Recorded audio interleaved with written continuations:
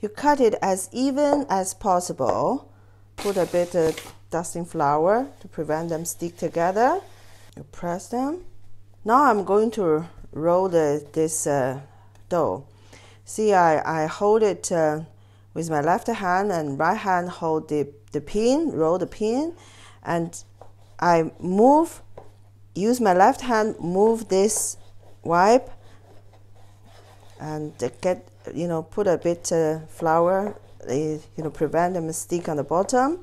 So now I use like a roll about 10 times, and the center is a little bit thicker, the edge is thinner.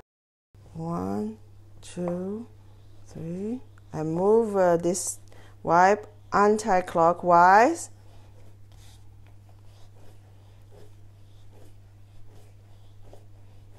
As this side I roll the pin, this side I move this dough anti-clockwise, like this, like this, like this. Of course, you can do it faster like this.